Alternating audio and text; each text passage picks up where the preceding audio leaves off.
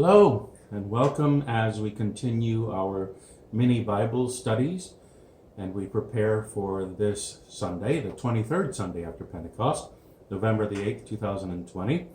It's Thursday, November the 5th. Thank you for joining me today. Today we look at today's Gospel, or Sunday's Gospel, Matthew chapter 25, verses 1 through 13. And as we near the end of November, in these last few weeks of November, and the end of Pentecost, preparing for Advent, more of the readings are going to talk about the end times and what it will be like when Jesus returns. So I hope you can find some comfort in these words rather than being afraid. Jesus tells a parable here about his own second coming, emphasizing the need for readiness at all times. So let me read for you the gospel. That was the introduction. Jesus said to the disciples, "Then the kingdom of heaven will be like this. 10 bridesmaids took their lamps and went to meet the bridegroom. 5 of them were foolish and 5 were wise. When the foolish took their lamps, they took no oil with them, but the wise took flasks of oil with their lamps. As the bridegroom was delayed, all of them became drowsy and slept. But at midnight there was a shout, 'Look, here comes the bridegroom, come out to meet him.' Then all of those bridesmaids got up and trimmed their lamps. The foolish said to the wise, 'Give us some of your oil, for our lamps are going out.' But the wise replied, 'No, there will not be enough for you and for us. You had better go to the dealers and buy some for yourselves.' And while they went to buy it, the bridegroom came, and those who were ready went with him into the wedding banquet, and the door was shut. Later, the other bridesmaids came also, saying, 'Lord, Lord, open to us.' But he replied, 'Truly I tell you, I do not know you.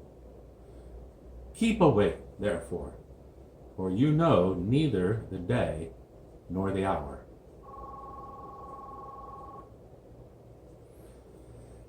Matthew's gospel readings about Jesus' return do not create that happily ever after scenario that we desire with our stories.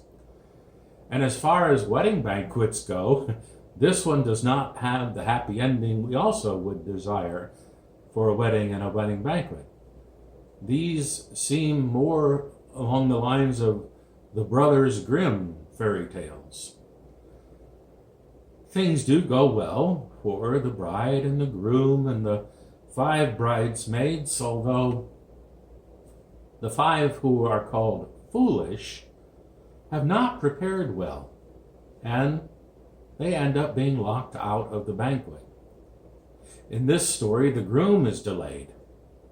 Apparently, he is delayed a long time, and the bridesmaids fall asleep while they're waiting. And we may be tempted to blame the groom for not showing up on time, although that would be missing the point of this parable, I believe. Just prior to telling this parable to his disciples, Jesus speaks about the necessity to be watchful at all times and reveals that about that day and hour no one knows, neither the angels of heaven nor the Son, but only the Father. Yet people become infatuated with trying to calculate Jesus' return based on some kind of mathematical formula, using numbers that can be found in a variety of books in the Bible, or based on their own interpretation of world events. Jesus' return has been predicted about 10 times now, and you may be able to surmise that none of them have proved out to be true. Perhaps the reason 5 of the bridesmaids in today's parable were considered foolish is because they tried to calculate the groom's arrival down to the exact moment, possibly they were trying to save money. Maybe they did not buy extra oil because they thought that might prove unnecessary and a waste of money. I'm speculating, of course, but it makes sense. We're later told that they did show up late, although we don't know how much later. How long, how late were they? Did they immediately go and buy oil and return right away, which seems a little unlikely because the groom showed up after midnight? Did they go home and finish sleeping since, well, it's after midnight? It would make sense. Let's just go home, finish sleeping for the night. Did they show up at the end of the banquet? We really don't know when they showed up, although we do know that it was too late. And one thing we also know, or at least I do, and now you will, is that weddings of that time usually lasted 5 to 7 days. It was a much bigger event than our weddings and our receptions, which take a number of hours and usually is done within one day or an evening at best. We also know that the 5 foolish bridesmaids show up too late. They find the door closed and locked. They cry out, "Lord, Lord, open up and let us in."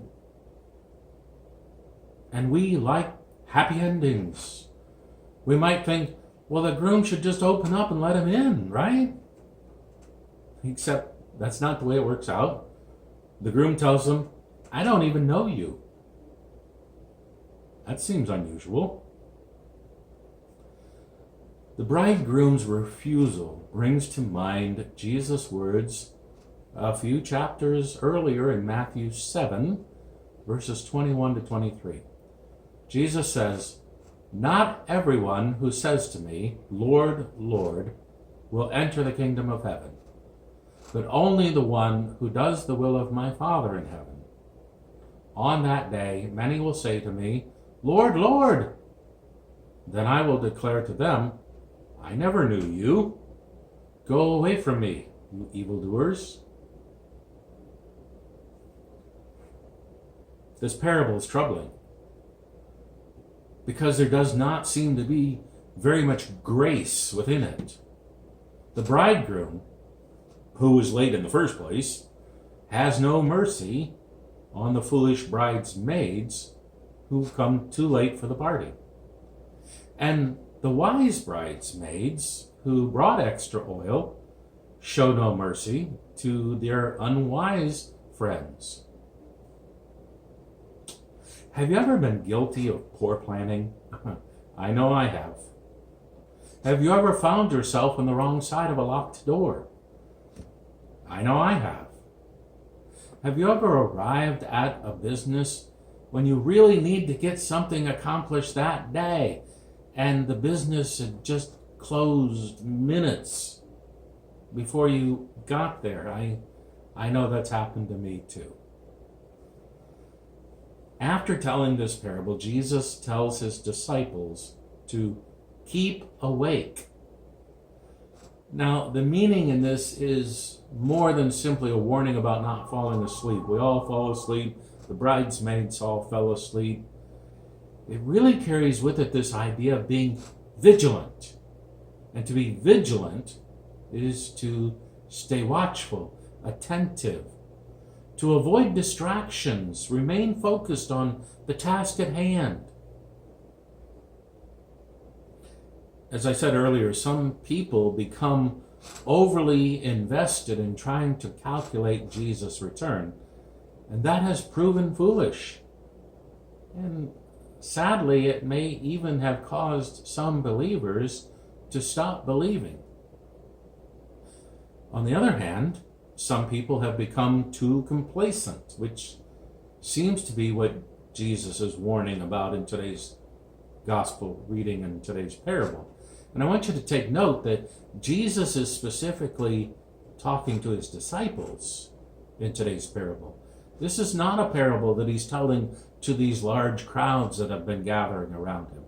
This is specifically to his followers that he's been teaching all along.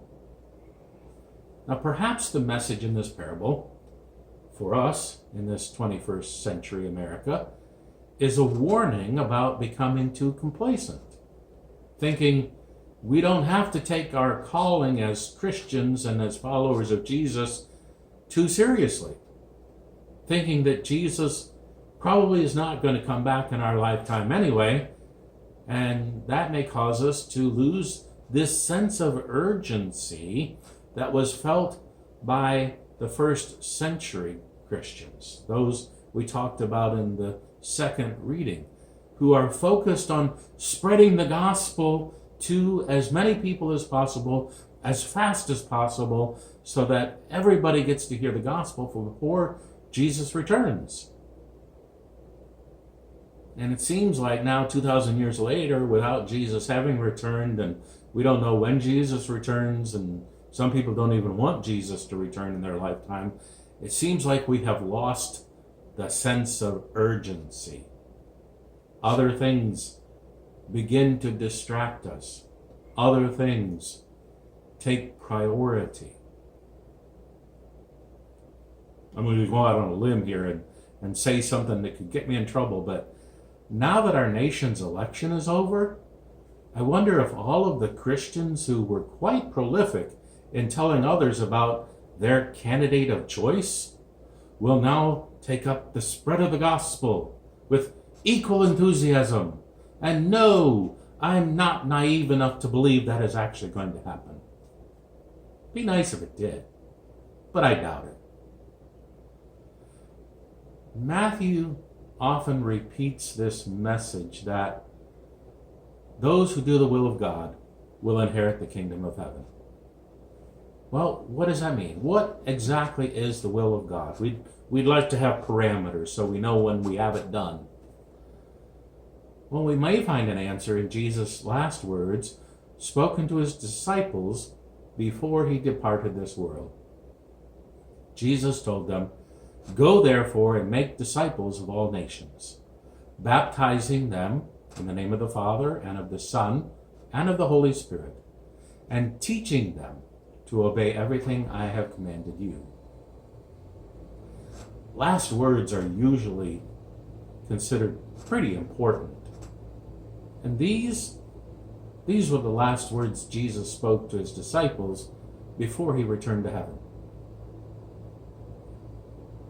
Jesus set a priority for all of us. Go and tell. Not as a way that we can somehow earn our way into heaven. Rather, because Jesus said, this is important. Go and tell others. Perhaps the message of the parable is to make sure that we align our priorities with God's. Would it not be foolish to do otherwise? Thank you for joining me today as we conclude this week's mini Bible studies. Hope to see some of you on Sunday. If not in person, please join us on our live stream feed. I hope you have a great day today. Take care. God bless.